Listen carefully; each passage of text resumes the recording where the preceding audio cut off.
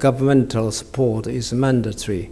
That's why I'm claiming to the Japanese government in these strategic meetings. And of course, I strongly wish, and I am also trying to help the NASA people and space scientists and space engineers to promote space program in the States too. Thank you. Okay. Yes. I'm the USJI, retired, Just my problem. retired agriculture economist, and I also former Kyoto University student in 1964-65. Today, I feel very honored to be here to listen the President Matsumoto lecture. And my question to you is, as you said, growth toward distinction. This is not possible. I mean, that you are, one approach.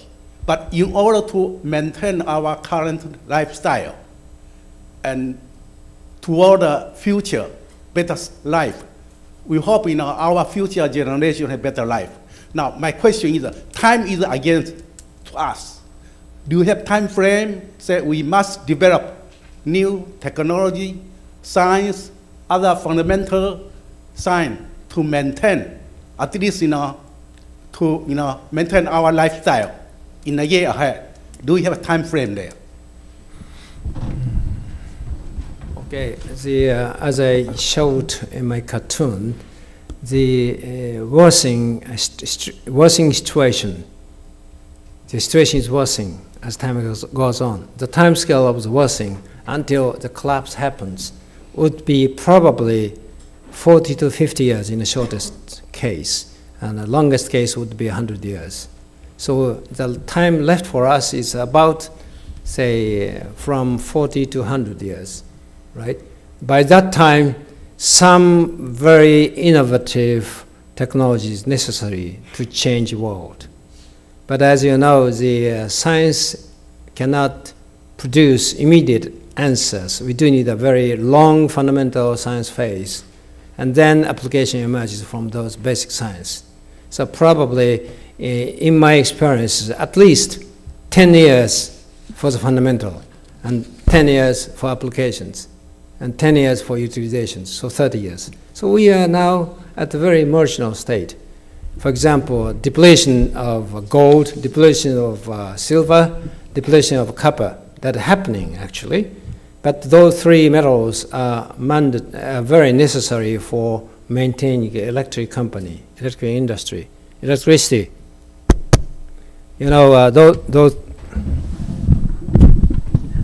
Those three metals.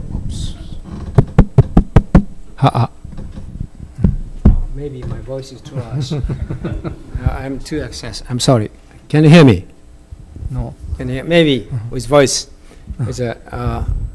Those three metals are important, but science and technology can provide you some replacement, like for example, aluminum. For example, the aluminum is shows a quite high conductivity, but the production of aluminum needs lots of electric power.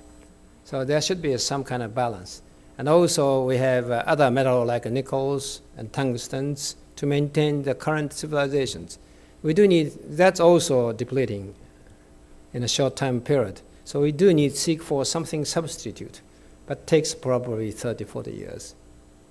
That's my time range. Okay. The lady, yeah, sitting in the middle.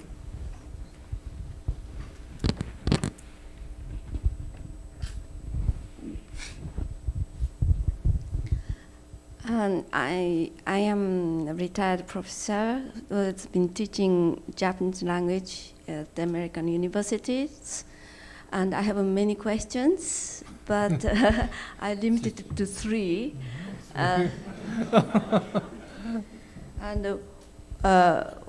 First one is about the solar energy. The knowledge of solar energy has been going on for many years, I think, because my father was a science teacher in high school in Japan, and when I was a teen, he said from now on, I think it's going to be the age of solar energy, and he put solar power thing in the roof, and so we used to get hot water and having a bath and so on. So from my childhood, you know, but some reason all that kind of thought is disappeared, and now I don't see very few.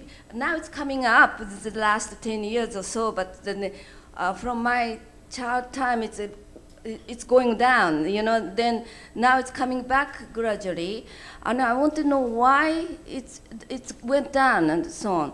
And also nowadays, they're talking about all this shortage of oil and this and that and so on. So I ask a Japanese smart-looking person why Japan is not going to solar energy, and they said because of the expense, it's very expensive to do it, and so it's cheaper to use gasoline, and also other sort of you know energy source is much cheaper than solar energy and so on. So I like to know if that is true or so, you know. And also the second question is, you're talking about this. We have to think about more fundamentals and so on. Have to change ourselves, not our way of thinking and so on.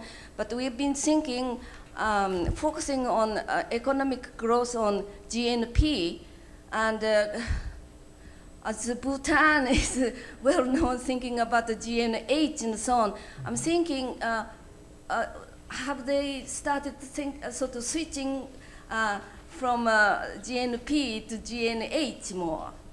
And the third question is, at home, many women, housewives started using microwave and so on. So you're also talking about, I don't know much about it, but microwave is very useful, this and that and so on.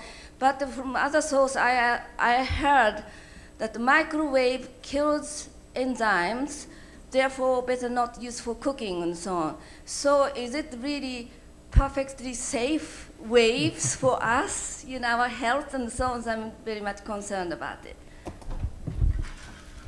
Okay, thank you for your questions. First one, I tried to be short. Solar energy. Say any technologies should be compared with other available technologies. And the important thing is that technology is changing from time to time, from day to day. You know, at the time when the solar energy discussed, at the time when the nuclear power was implemented in Japan, the efficiency cost was much far expensive. But still, some people believed that it will cost down. They tried. But the decreasing rate was so slow, so then it's sort of given up. However, the fundamental science proposed a new efficient way of generating solar energy. Then it's revived. At the moment, the solar power, the power cost is about 40 cents per kilowatt hour, compared to that 6 to 9 cents by nuclear or by oil. So it's still about 5 times more expensive, but it's getting down very quickly. So technology changes every day, so you have to be patient enough to wait until demand and technology progress matches together. So always changing. That's almost a important factor always we have to think of.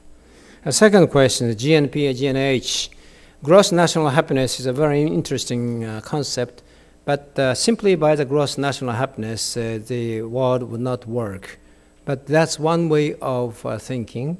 And but on the other hand, simply to have a better GNP is another matter. If you break the window every day by stones, by small kids, it's increase the GNP. You know, production of glass is increase of GNP, but it's far different from the happiness. So some kind of combination would occur. And actually, Bhutan, as you know, as you suggested, has claimed that GNH is important more than GNP. And Kyoto University decided to send a research group to Bhutan. We have sent already 5 groups to investigate what they are doing, actually, and what we can help.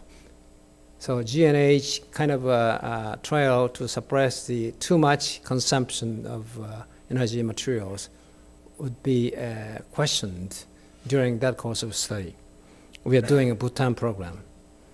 And the last one is microwave safety. Of course, say somebody in the States, I heard that some lady put their cats into the microwave oven to dry her and dead. So knowledge is very important. And the SPS microwave is as say weak as a cell phone microwave, not as strong as a microwave oven.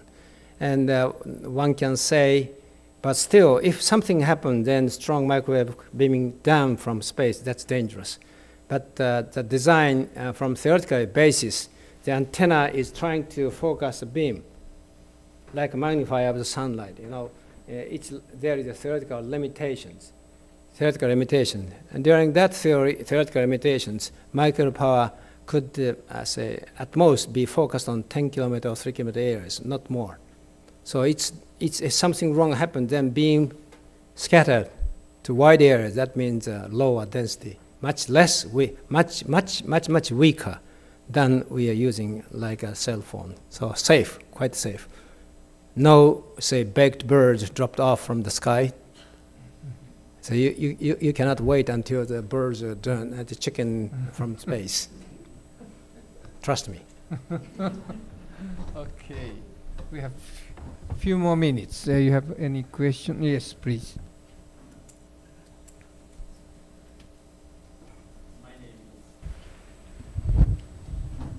My name is Masaharu Shimizu. I like the last picture of the grandchildren's smile. That's what probably everybody would like to see, particularly in the presentation of the Dr. Matsumoto's those growth for extinction or something. That kind of concern prevails these days, particularly after the earthquake and then nuclear disasters these days. So my question is that your presentation of SPS gives us a hope, but how I think soon it will become economically viable. You already partly touched upon that, okay. But what are the main kind of factor of the cost, and then how you can make it more commercially viable? That is my question. And then secondly, related to that, I think how I think you developed this research and technology. Is it based on their homegrown science, or this is related to the more international kind of collaborations, which I didn't see in your presentation, but how much factors you are thinking to internationally, I think, cooperate or not? Thank you. Okay, thank you very much for the questions. I'd like to answer the second one first. Since